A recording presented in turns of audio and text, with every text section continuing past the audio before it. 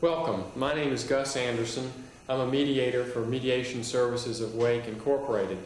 For the next 15 minutes, you'll have the opportunity to observe the role of a mediator in the mediation process. We have a case that's been referred to us by the District Attorney's Office, and you will observe special processes that we use only in court-referred cases.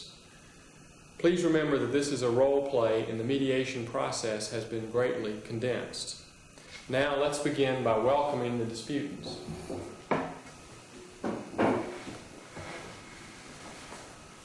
Ms. Gambino, I'm Gus Anderson. Hello.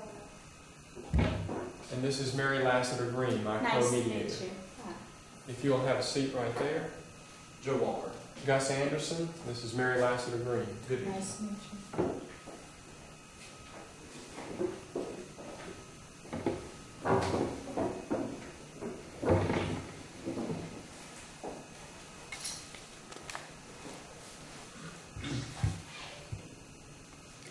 We'd like to thank you for electing to come to mediation today. I'd like for you to know that we are volunteers and the whole process is voluntary, meaning that at any time, if you're uncomfortable, you could let us know and we will terminate the session. As I said, we are volunteers and we're going to remain neutral. It's not to our advantage to try to have an agreement for either one of you. We want you to take complete responsibility for working out your agreement.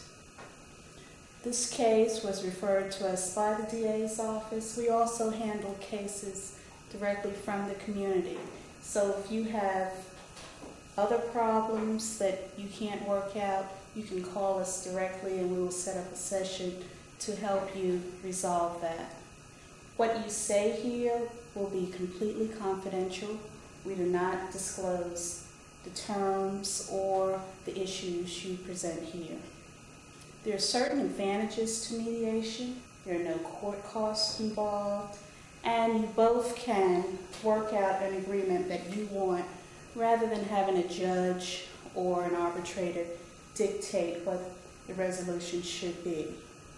At this time, I'd like for you to look at the consent form. This is consent to mediate. It simply says, again, that everything will remain confidential. There's one exception. Should during the process you mention anything concerning child abuse and or neglect, we must report that to the director of a social service agency where the child lives. Also, should you not resolve your case, you have the right to go back to court. However, if that becomes necessary, we require that you not involve us, the mediators, or Mediation Services Awake in your court case. If an agreement is reached, we want you to live up to your agreement. Are there any questions so far? No. That's fine. Okay. We have certain ground rules, and it's very important that you remember them during the process. Remember that we are impartial. Also, only one person is to talk at a time. We would like for the disputants to talk directly to the mediators. If we take any notes, they will be destroyed before you leave this room. Is everything understood? Okay, we're going to ask Mrs. Gambino to start since she's the complaining witness. Well, for the past 6 months, I have been putting up with this noise beside me. This young man lives beside me, and he has this band he plays every single night. Loud music, and he has these seedy-looking characters coming in, and it's just every night. I cannot sleep, and, it just keeps me awake, and there's no need for this. I have lived in this neighborhood for 37 years. And I have never had anything like this before. And it's a constant thing, and I think it's very disrespectful, and it's selfish, and I cannot sleep. I've called the cops, and he just continues to do it. And I will not put up with it any longer. There is no reason for it to do it every single night. I have to have my sleep. I mean, maybe these young kids can just roam around. I don't know. But I won't have it any longer. Okay, let me see if I understand what you're saying. Is that for the past 6 months? Yes, it is. Since Mr. Walker moved in, Yes. he's been playing loud music, he and some of his friends or associates, and it's disturbing your rest? Yes. And you wanted to stop. Yes. It didn't happen before he lived here. Oh, no. We've never had this problem before. Okay, well, we'll see what we can do about that or help you do about it. Mr. Walker, could you tell us your story? Yeah, I've lived there about 6 months. I don't know exactly when I moved in, sometime last winter. And I'm a professional musician, and we have a band. And I'm not making money at it right now. We play a few gigs occasionally, but we have a chance to make it big. We have a recording contract and a recording date. And if we do well in this recording date, then we can get a contract. And that kind of a chance comes once in a lifetime, and a lot of musicians never even get that good a chance. So we are practicing real hard, and it's very important. I mean, if we make it, we can really make it big. And so I work during the day, and then my friends come over, and my band comes over, and we practice at night. Well, I also work during the day, and I don't keep everybody up Ms. at Gambino, night.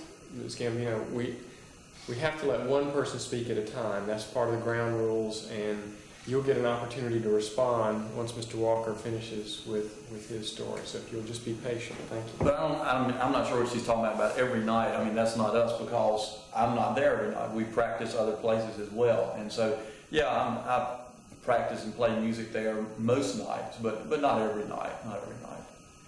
Well, how many nights do you need to practice with the band in order to prepare for this recording date?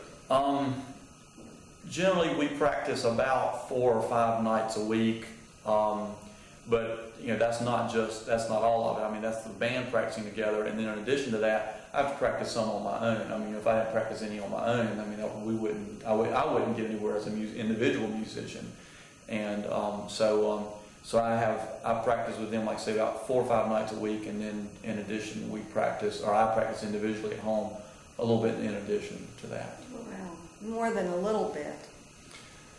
Okay, I'm a little confused. Mm-hmm.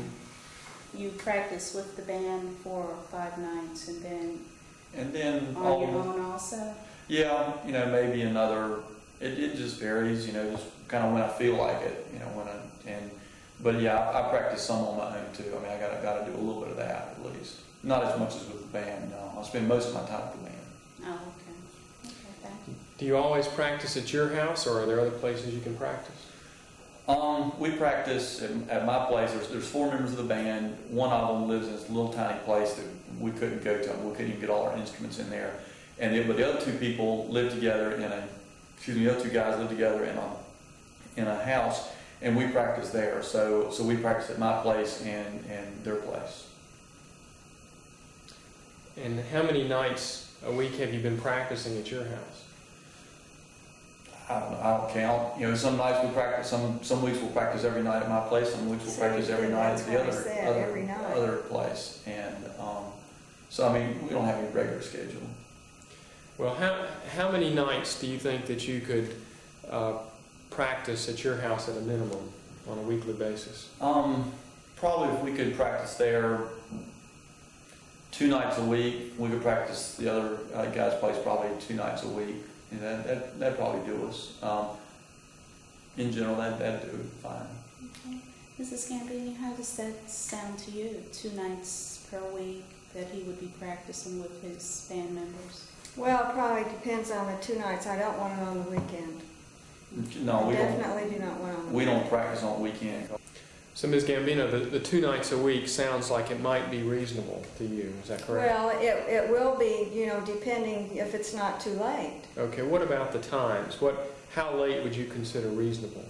Well, I watch the 10 o'clock news, and then I'm really ready to go to bed by about 10:30, and I think that's very reasonable. I don't see any hesitation whatsoever to say that he could cut it off at 10:30. I mean, he has, 3 or 4 hours to practice? I think that's plenty of time. And Mr. Walker, how do you feel about cutting off at 10:30 or around 10:30 on the nights that you have sessions at your house?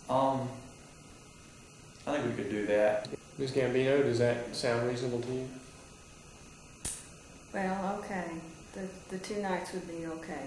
Now, what about if they forget, or they're not watching the clock, or they're really into their music and they play beyond that time? Does it sound reasonable to you to telephone him or to knock on the door and let him know that he's gone? Just remind him, a friendly reminder that he's gone beyond the time. Well, I'd be willing, to knock on his door, or maybe it would be better if I called him, if I could guarantee that he would indeed stop. I'm just not going to just call him every time he practices and say, now, are you going to stop now? But, Well, yeah, I have to have a reassurance on that. And what would you be comfortable with, Mr. Walker? Yeah, that's fine. I'd appreciate it. I've been living there 6 years. It's the first time she's ever said a word to me. 6 months, first time she's ever said a word to me.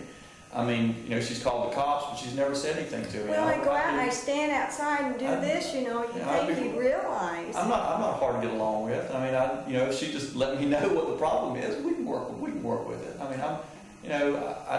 I'm a decent fella, and I'm sorry I've been bugging her. I really did not know that this was such a problem. And so sure, she gives me a call, and we'll be glad. I'll be glad to give her my phone number, and be glad to have her come over. But if she doesn't feel comfortable coming over, fine. She can just give me a call. That's fine. Okay. Ms. Gambino, suppose he can't hear the telephone because of the noise, the music. Would you be willing to agree to maybe giving him a written note on his door if, say, he goes over one night and you give him a written note the next day if you can't get in touch with him, and maybe you do that twice before you consider filing criminal charges, and that way there's some mechanism for resolving this before taking it back to court. Okay.